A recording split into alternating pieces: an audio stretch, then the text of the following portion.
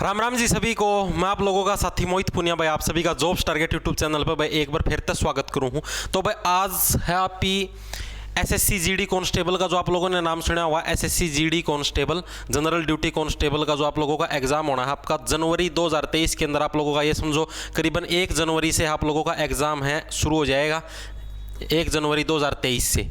ठीक है, फॉर्म इसके भरे जाने लग रहे हैं फिलहाल। आज आप ही हैं हिंदी का जो प्रैक्टिस सेट है वो आप ही करेंगे। जैसे हिंदी है, हिंदी के 20 नंबर लाने की गारंटी मेरी है, मतलब 20 के 20 क्वेश्चन आएंगे आपके, 20 के 20 क्वेश्चन ठीक करवाने की गारंटी मेरी है, मैं लेने लग रहा है। ना आपको किसी बुक से पढ़ने की जरूरत, ना आपको किसी ऐप पे कोई कोर्स परचेज करने की जरूरत, कुछ करने की जरूरत नहीं है। सिर्फ आपके पेपर तक डेली हम प्रैक्टिस सेट डलेंगे हिंदी के। ठीक है, करीबन पेपर के समझो आपके 35 दिन रह चुके हैं, ज़्यादा से ज़्यादा 35 नहीं तो 45 दिन लगा लो, 35 से 40 दिन लगा लो, बस 40-45 दिन आपके रह चुके हैं।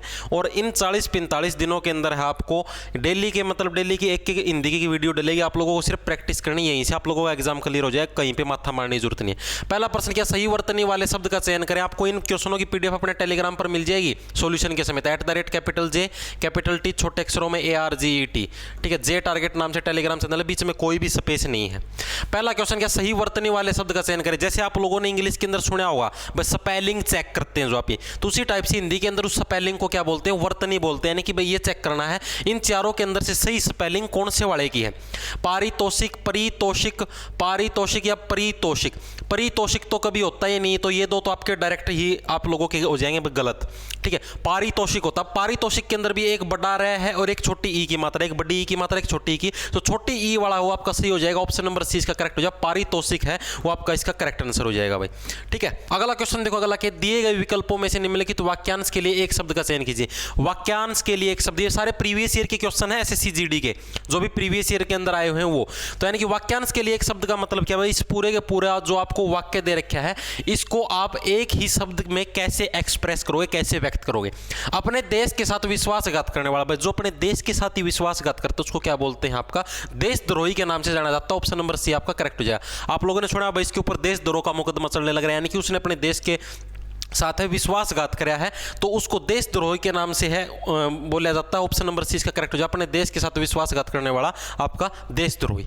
ठीक है, अगला क्वेश्चन देखो, इसके अंदर मैक्सिमम बच्चे कंफ्यूज होते हैं, इसके अंदर आप लोग देशद्रोही और विश्वासघाती के अंदर कंफ्यूज होगे भाई। अपने देश के साथ विश्वासघात करने वाला, अगर आपका ये होता है अपने मित्र के साथ विश्वासघात करने वाला, अगर आपको देता सेंटेंस भाई आपके किसी मित्र के साथ विश्वासघात करता है या किसी और के साथ करता है तो उसको हम बोल सकते हैं विश्वासघाती। लेकिन अगर देश के साथ विश्वासघात करेगा तो उसको बोलते हैं देशद्रोही।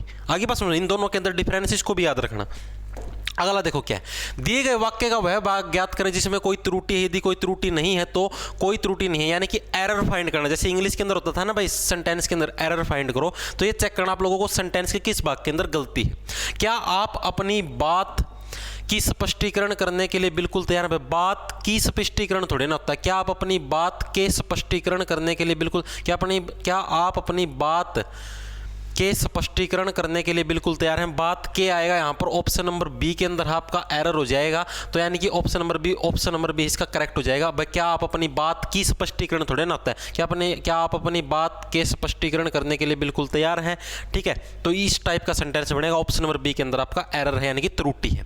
अगला क्या दिया गया, दिए गए शब्द का विलोम चुने। प्रचुर है, प्रचुर का विलोम शब्द चुना। प्रचुर का मतलब होता है बहुत अधिक मात्रा में। प्रचुर का मतलब क्या होता है, बहुत अधिक मात्रा में, बहुत अधिक मात्रा में। ये क्या होता है आपका, प्रचुर का मतलब होता है। और इसका विलोम आप लोगों को फाइंड करना भाई, इसका विलोम शब्द क्या है, विलोम का मतलब इसका उल्टा क्या है। तो अप्रचुर, अप्रचुर का मतलब क्या है भाई, बहुत कम मात्रा में। ठीक है, अप्रचुर का मतलब क्या हो जाएगा आपका कि बहुत कम मात्रा में, और प्रचुर का मतलब क्या हो जाएगा, बहुत ज्यादा मात्रा में भाई। अगला देखो, अगला सेंटेंस क्या है। अगला आपका दिए गए वाक्यांश के लिए एक शब्द दीजिए, मतलब कि जो आपको वाक्य दे रखे इसके लिए आपको एक शब्द देना है। इसको कैसे एक शब्द में रिप्रेजेंट करोगे। जो अक्षरों को पढ़ना लिखना जानता हो, मतलब कि जो अक्षरों को पढ़ लिख सकता है उसको क्या बोलते हैं आप लोग, साक्षर बोलते हैं। ऑप्शन नंबर ए आपका करेक्ट है, साक्षर का मतलब पढ़ा लिखा। ठीक है, आपका अनपढ़ का मतलब क्या है, जो पढ़ना लिखना ना जानता उसको बोलते हैं अनपढ़। सर्वज्ञ का मतलब क्या है, जो सब कुछ जानता हो, जिसको पूरे संसार की, पूरे ब्रह्मांड की नॉलेज है उसको क्या बोलते हैं, सर्वज्ञ बोलते हैं। निराक्षर जो कि पढ़ना लिखना ना जानता हो उसको अनपढ़ भी बोलते हैं, निरक्षर भी बोलते हैं, दोनों से रिप्रेजेंट करते हैं उसको। ठीक है, अगला देखो भाई, अगला क्या है आपका, दिए गए वाक्य में रेखांकित खंड, जो रेखांकित खंड है, ये जो आपका धुंधला धुंधला हो रहा है, ये आपका धुंधला धुंधला हो रहा है, इसके अंदर क्या निरपराध को सजा मिलता है, ये इस टाइप का है, दिखाई दे रहा है क्या आपको? यहाँ पर मैं अलग से लिख देता हूं, निरपराध को सजा मिलता है, यहाँ पर ये लिख रखा है आपका, निरपराध को सजा मिलता है, यह आप लोगों का वाक्य लिख रखे हैं यहाँ पर। ठीक है, ये मैंने वहां पर लिख दिया।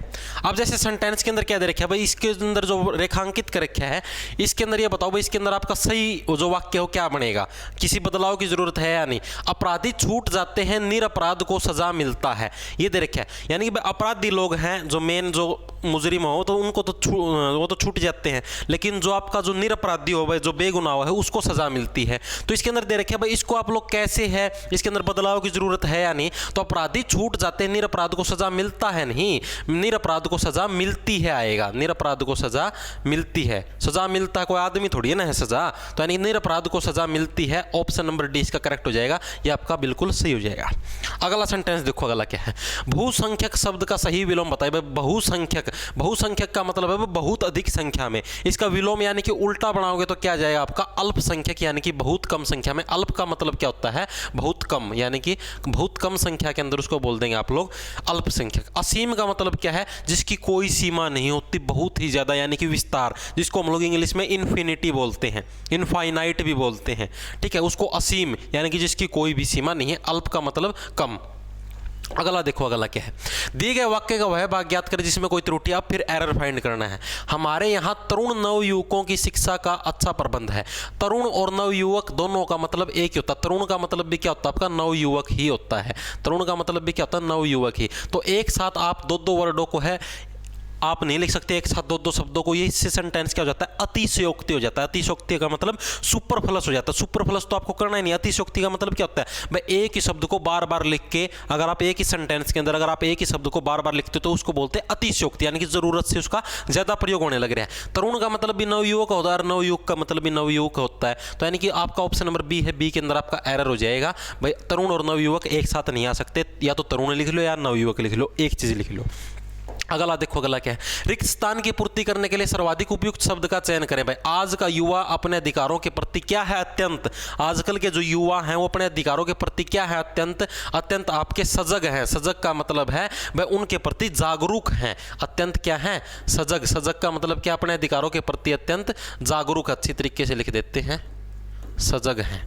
ठीक है, आगे देखो भाई, सही वर्तनी वाले शब्द का फिर स्पेलिंग एरर है वो बताना है। बताओ भाई, सही जो स्पेलिंग वो कौन सी है, गंभीर्य, गांभीर्य, गंभीर्य, ये आपका एक, अच्छा गंभीर्य, अच्छा ठीक ठीक ठीक, ये आपका गंभीर्य बन गया। एक तो ये आपका गलत है। ठीक है, गंभीर्य और गांभीर्य, इसके अंदर से आप लोगों को ये बताने भी सही स्पेलिंग कौन सी है। आपको स्पेलिंग का एरर हो आपको फाइंड करके बताना है। गांभीर्य सही है या ये सही है, ये बताओ भाई कौन सा है आपका, गांभीर्य, गंभीर्य, गांभीर्य। एरर फाइंड करके बताना है इसके अंदर। फटाफट से इसका कमेंट करके आप लोगों को आंसर बताना है। ठीक है, एक आधा तो हम भी बताओ, कमेंट करके इसका आंसर बताना है कौन सा होगा फटाफट से।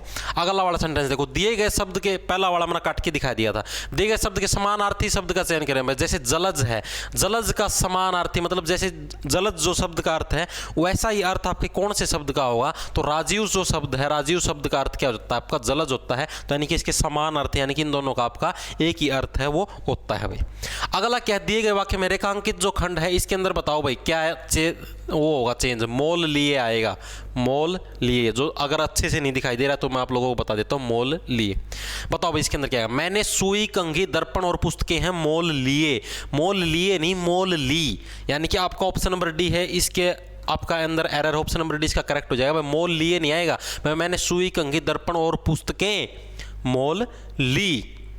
अगर आपके जैसे इस टाइप से अगर कई जैसे आपके वर्ड हैं आ जाते हैं, कई शब्द आ जाते हैं, और अगर आपके जो वो वर्ड हैं वो किसी के साथ जुड़े हुए हों, जैसे और आ गया या तथा आ गया या कुछ और आ गया, तो जो और के जो बाद वाला जो शब्द होगा ना उसके हिसाब से है यहाँ पर प्रयोग करा जाएगा। अब ये जो आप इन्हें पुस्तकें मोल लिए नहीं बनता, अब आप इन्हें इनके हिसाब से कोई यूज नहीं करना है। यहाँ पर आप इन्हें जो यूज करना हो पुस्तकों के हिसाब से यूज करना है। पुस्तकें मोल ली होता है, ना कि पुस्तकें मोल लिए। ठीक है, तो बच्चे क्या करते हैं पेपर के अंदर गलती, वो इन सब के हिसाब से यूज कर देते हैं। ठीक है, तो मोल ली आएगा, ऑप्शन नंबर डी इसका करेक्ट हो जाएगा। अगला क्या है, मृगांक किसका पर्यायवाची है भाई? मृगांक, मृग आंक है वो किसका पर्यायवाची है? सूर्या, कमल, चंद्र या नयन? बताओ भाई, मृगांक जो शब्द है वो आपका किसका पर्यायवाची है? ये इसके अंदर पूछा गया है। इसके अंदर फटाफट से आप लोग एक सेकंड रुको भाई, एक सेकंड, एक फ़ोन आ रहा है, मैं इसको हैंडल कर दूँ ताकि कोई दिक्कत ना आए। एक सेकंड रुक जाओ। ला ला ला ला ला ला मृगा, आप बताओ मृगांक है किसका पर्यायवाची है?